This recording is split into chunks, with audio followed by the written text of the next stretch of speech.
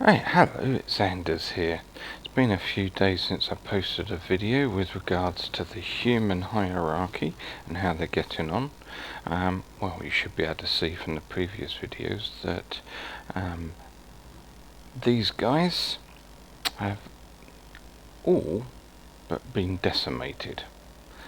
So just tidy up the loose ends there.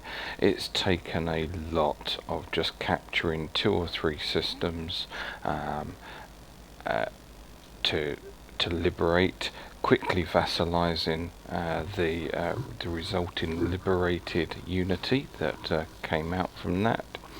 And then you've got to wait 10 years before you can go to war again, by which time the 3,600 days has gone past and you can actually integrate that vassalized subject so that it becomes part of your empire, which is what I've been doing here, which has thrown up some other interesting little featurettes. So something like this, where I actually inherited this science ship, I can't disband it, which is quite quite an interesting way of doing things. But I had a quick look at the forums earlier this evening, and yeah, it's a known featurette. But all you got to do, press the delete key, go agree, and it's gone. So you can get rid of it. So it's only the button that's not working. The feature of still deleting it manually via the delete key is still all hunky-dory. The other thing I noticed was that when you've got, and I don't have any here to be able to show you at the moment, but if you take over a vassalized area and integrate it in, and you've got planets in that system, if you then use the planet sectors here, oh sorry, wrong one, the expansion planner actually, you can't actually see it in your list. And the reason why you can't see it in your list is because your science ships didn't survey it. So if you uncheck the is surveyed button and then you scan down, you should be able to find it. So that caused me a little bit of a like, well, how on earth do I do that? And maybe maybe this one I can show you on Labo. So if I go into here and I do this and I go down, there's, oh, that one is in there. That didn't help then. That might have been because I've been to Labo now. Anyway, I can't show it there, but that was an interesting one. That was like, well, where is it? You'll see that I'm also still part of the Federation. Let's show you here. So all the purple is the Federation. All these light greens are all the associated affiliates to the Federation. So it's only the reds that are not part of the Federation we're in. Now, I think it's these guys actually own the Federation and set it up, and they've actually won the victory condition. So I'm not sure, but I don't think I can win any other victory conditions now. And all the special features of the game, like the Drake, I missed out on showing you a video there. The Titan and the Awakened Empire up in the top up here, that's all been gone. So I can't show you that, unfortunately. I've shown you the Devourer and some of the race, but there's not a lot else I can show you. There are some messages popping up that maybe the AI revolution might actually kick in at some point, and I may keep this game going in the background without any videos, just to see if that does come off, but really there's not a lot to show you. I mean, between these Federation empires, they're actually going to war quite a lot over here to actually take out the Ganvius people.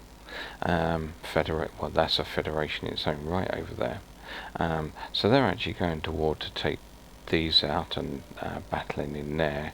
I'm still trying to take out the Genogians and the Barthusians over here.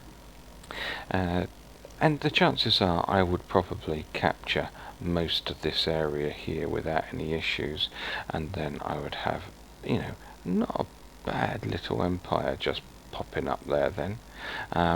So that's not a bad size, but unfortunately, because these guys here, the Nadklaks and the Yapathi, are both part of the same federation, I can't go to war against one without getting smacked in the back by the other one. So there's nowhere for me to go. There's nowhere to expand out.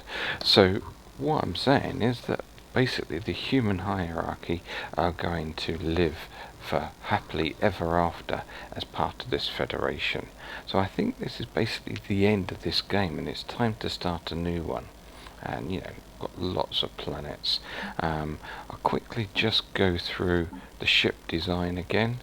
There was a few new ones that came out at the very end. This one I don't think was in the original ship design.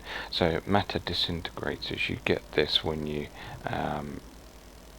take out one of the bad guys. I think I got this one. I got the Devourer, and you get this as an ability, and you can actually research it properly, and then it comes out, and you can put it onto your ships. And it basically, oh no, you get it from the Unbidden. My mistake. You get it from the Unbidden, and it basically eats away at the hull and basically rots the ship like acid. So yeah, really quite cool. You get a few of them going, it can make a real mess of another fleet. What are we on there? The matter. We then got down into the destroyers. Don't know, we've got missiles. It started to use the kinetic artillery. These seem to be actually quite interesting little weapons. And of course the Stormlight autocannons, they make for nice pretty designs across the battlefield. What do we have? I actually had, yeah, so I dedicated a cruiser to actually using the matter disintegrators. You know, it's not a bad range at 60, and they do make quite a big mess. I think I've actually got a capital ship. Did I do a capital ship with them on? No, I just used a cruiser, but I did do a capital ship with the Giga cannons and the kinetic artillery. So that was rather powerful, and I was tempted to swap out the Gauss rifles, or the Gauss cannons, because the accuracy, 72% compared to 70. You know, there's not a lot in it, but could I have done more damage with something else, like lasers, which are more accurate? Maybe.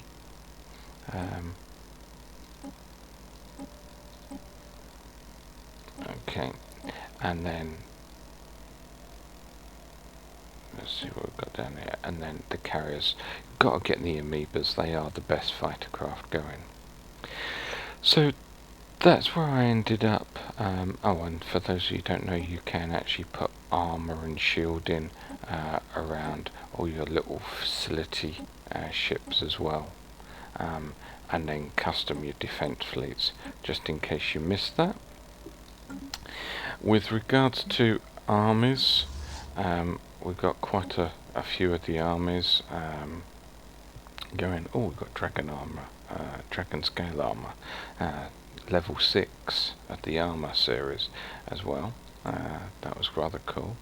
If I go down to the surface of one of these planets, okay, we'll just go down to here instead.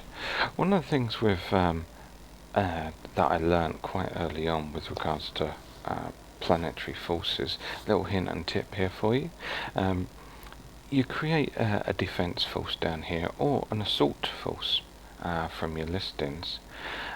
When you click on it, it will look like this. You can actually left click on the attachment here, and you will always have the Neo Concrete fortifications. And as you progress up with research, you will get other abilities that you can actually put on, which will increase defense, increase damage, increase morale, and health. So there are attachments that you can add to your army to make them stronger. They do cost 50 mineral or equivalent, depending on which one you're actually doing, but they will actually give you an advantage in a fight. Very, very useful. The last thing to watch out for is when you're going through your contacts list, look out for these purple ones. Alright, the Artist Enclave, I'll cover these off in more detail in a later video, but your Artist Enclave will give you some bonuses. Your Trade Enclave, if you communicate with them, like trading minerals changed for energy, this has been really invaluable. I've got 10k, I'm maxed out at 10k in energy. I can go 1, 2, 3, 4. I've still got 2000 energy, but I've just increased on my mineral. This has been absolutely invaluable for creating these fleets that I've now got, and making sure that they stay up to date even in the midst of a battle.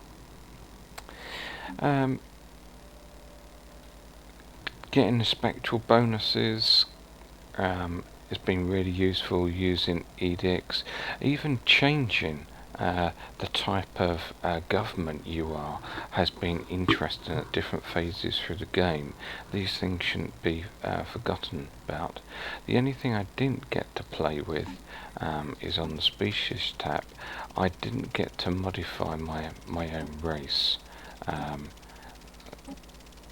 Like here, if I actually had them, there's 3 abilities there where I could uplift a pre-sentient race or a young race, but also if you can find your own race, you can actually tweak your own race. So there is actually a little bit of a strategy. Let's see if I've got anything in here. There is actually a strategy that I saw on a YouTube actually, in the very early days of Stellaris release, which actually said if you want to customize your own risk, put some negative attributes in there that you don't think you need in the early game, you know, like alien ethics, or you're ugly or something like that, you know, low charisma, or slow breeding, something along those lines. Slow breeders, what we've got here, leader lifespan, put a reduced lifespan on. I did this with an avian race once, and then later on use the uplift feature to actually change your race to be in longer lifespans and take that away. That way you get more enhancements in the custom race right at the beginning, but you've got to remember to change it. Can be an interesting strategy to actually play about with, so real big hint there with regards to the game, and starting to give you a little bit of an insight into the actual real depth of the game that's going on here. So I've got no real battles going on, believe it or not. I would really have liked to have actually seen this world before this race actually took it over, to do with the crystalline boss, basically, but there's all these features which I'm missing out on, so I'm going to call it a day. You know, the human hierarchy is going to live forever after, happily forever after, and I'm going to start a new series, and we'll call it season 2, and if this does actually come out with the AI revolution, then I'll start doing some more records on it. Hope you've enjoyed all the feature sets I've given you to date on this. By all means, I would love you to subscribe and tick the old like box to say that you've enjoyed the videos, and I will talk to you in the next one. Have fun and take care. Bye.